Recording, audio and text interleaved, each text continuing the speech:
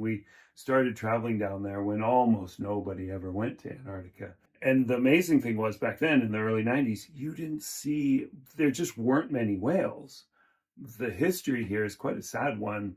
Industrial whaling last century took out almost all the whales, almost all of them.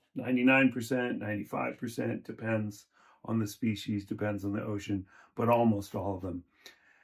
The happy part is that they've been recovering.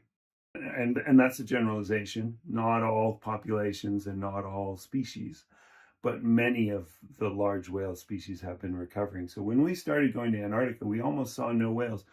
But then through the 2000s, we started seeing more whales. And as a naturalist and a guide, I wanted to tell my travelers about these whales, but I didn't have a lot of information. And we'd photograph these whales, and I had a kind of a funny story. It was the 2004 first year I took a digital camera to Antarctica. And then it was such a cool thing. Like right now we take it for granted, right? Record a video, play it back, take a picture. Oh, look at it. Of course, that's so easy. But then it was such an amazing thing to be able to take a picture and look at it like right then, right?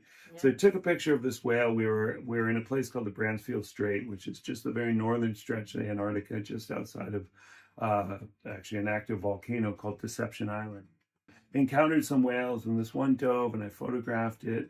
And I was looking at this picture, and it had these scrape marks on its tail, which are from an attack by a killer whale.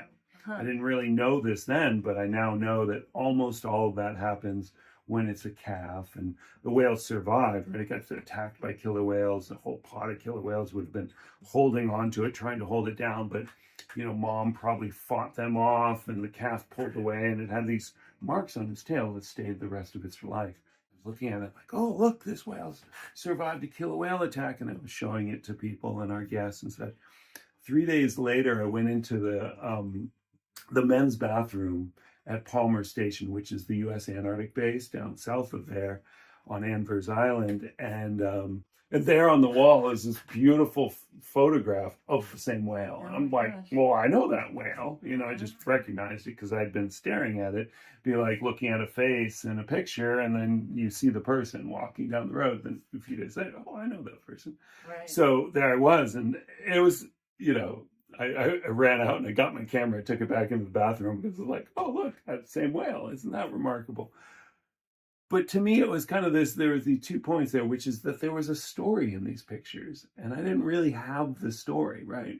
I could tell where the whale was in that photo because it's quite a scenic spot. It was in the Gerlache Strait, which is an area in Antarctica that I know quite well. But, and I knew my photo, but like, what else, right? Here's the same whale seen in 2 places, but there's more story in there.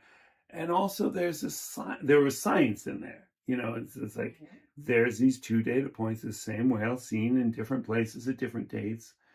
And I wanted that to be available to science. And I wanted, here we were traveling to these places that is really expensive to take a research voyage to. And we as tourists and tour guides could contribute to science, wouldn't replace the research voyages, but that idea of, could we build a bridge between the science and the tourists and the public and the citizen scientists and the interested people, and have both benefit from it? That was really the inspiration for it. It took over 10 years to even start. It was just kind of an idea then, and then 10 years later, I'm like, okay, we're doing this.